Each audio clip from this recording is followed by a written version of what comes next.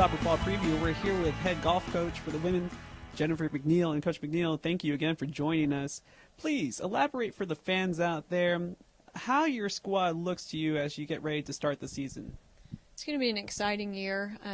Graduated two really great players, three-time All-American, first three-time All-American in program history. So hard to replace Wallace. Also lost one of my most consistent players for 4 years, Melissa Gonzalez. She was always a consistent player, one that I could count on week in and week out. So I lost two really solid players out of my top five. But I brought in four really solid players that are going to contend immediately for playing time.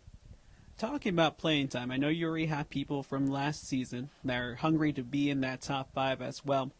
How do you expect this competition to play out? Do you have any favorites? I know you don't have to name names, but anybody that you see that's already kind of stood out above the rest?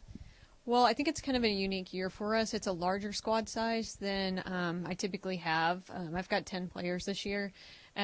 Obviously, I'm returning two All-Americans, Ryan Haddow, second-team All-American, and Haley Haught, All-American honorable mention. So, I mean, any coach would say and expect and hope that they would, play and contend for position in the lineup. But with so many new players and so many returning great players from last year, I think it's wide open. I really do. Now, that begs to ask the question. Is this going to, once your top five is set, are they set for the rest of the season, or this will be a continuous competition throughout the season to get some playing time for maybe 2 or 3 spots that might be left open for competition? In the fall season, I don't use any picks, so they qualify straight up for every position. They earn their way in based on their play week in and week out. Of course, we have exemptions if they were to win a tournament or finish in the top 5 in tournaments, but for the most part, they have to requalify week in and week out and re-earn their spot on the team. Coach, you have been one of the most successful coaches here on the Hilltop. Your team has been consistently in the top 5 and always contending for an NCAA championship. What is your goal for this season? I think it would be to get back to the national championship and contend again. I think we learned some things this year at nationals with the pressure and playing over the course of 4 days. So obviously to get back there. Our goal every year is just to be a contender for the conference championship at regionals and again at nationals. And that's consistent across the board. That's our goal each and every year. So, Coach, considering the talent that you have on your squad, how do you like the schedule and the courses that you'll be playing this season? It's a really challenging schedule. I'm excited to play it. We're returning to Angelo State's tournament, a great golf course. It's a quick trip, not too far. Really excited to play in Texas State's tournament. It's here in Austin at Onion Creek. Get a chance for my girls to play in front of some hometown fans and play against some of the top D1 teams in the nation. And then we're returning to Dallas Baptist, which will be great. We like to make that trip as well. And then we're going out to Sonoma State to round out our fall. We haven't been back to Sonoma in a couple years. Great golf course. Girls really like to go out to California. Great trip. So from the fall standpoint, I think it's going to be really great. The spring really hasn't changed much, but we did get an invitation to Barry University's golf tournament. I think it's going to be great. Really excited to go to Miami, really excited to get out and play against some of the toughest competition in the South region.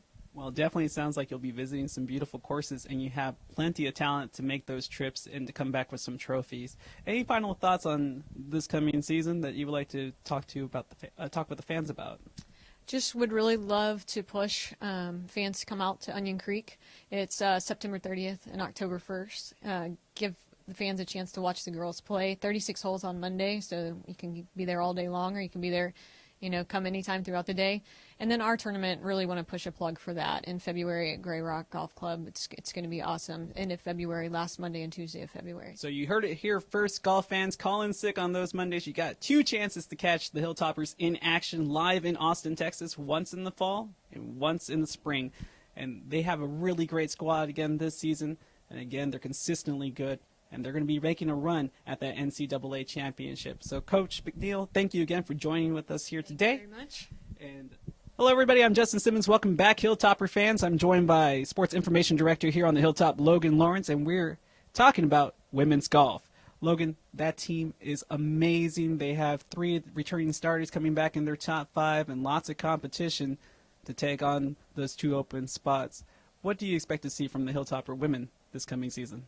Well, each year they've improved and just gone the extra step. 3 years ago they were 5th in the nation at the Nationals, and now last year they're coming off a 4th-place finish.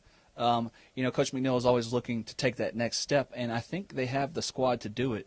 They have, like you said, 3 starters returning, 2 of them All-Americans from last year, and 4 newcomers to mix in with the rest of the roster.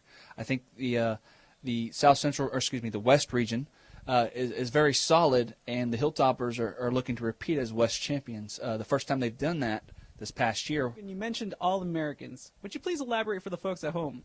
Well, it's a couple of ladies who are very key to last year's success. Second-team All-American Ryan Haddow, and, of course, honorable mention Haley Haught. Those 2 were very key and instrumental to the Hilltoppers' run to the West Region Championship and 4th in the nation at Nationals. Add them in with Taylor Moreno, who was also in the top 5 in the spring. And they have a formidable, top 3 out of 5. They just got to find those other 2 people. And I think with the recruits coming in and the returners who were on the cusp of making the top 5 last year, they could find those other 2 people that will be, part of the top 5. And so, Logan, in college golf, team performance takes precedence over individual accolades. What teams are the biggest threat for the St. Edwards Hilltopper squad? Well, in the West region, it is a strong region, coupled with the South, 2 of the better regions in the nation. In the West region, Charleston State has always been a formidable opponent. For most of the tournaments, it's either been them or us at the top of the leaderboard. Throw in Dallas Baptist, who has come on strong the last years, actually beat us at conference last year. They are a very tough opponent as well. Of course, then you have the teams out west in California, Sonoma State, Cal State, Monterey Bay. It's a pretty deep region, and so Midwestern State, also another team in the Lone Star Conference in our region, very tough. They came on really strong last year as well, and so it's a pretty deep field in the West region, and it looks to be a tough matchup every time the Hilltoppers go out because you're playing mostly regional opponents every week. Logan, the Hilltopper schedule allows them to travel to the West Coast and also to Florida this season for some very important matchups. Yes, the West region, obviously, we're not really in the West. We're in the Southwest, but as you can see, that region is pretty spread out, so there aren't a lot of trips out to the West Coast. Nice courses out there, of course, just like here in Austin, Texas. But then Florida as well, the South region. We do a lot of inter-region matchups, and the top 3 teams in the nation last year were all from the South region. And so those tournaments are also as important as the West region tournaments as well because, when it comes down to national rankings, those teams are up there, and you got to compete well when you play against them. Logan, you also mentioned Austin, Texas, of course, the home of St. Edwards University and the Hilltop. They're going to be playing 2 matches here this season, one in the fall and one in the spring. Can you give us the dates?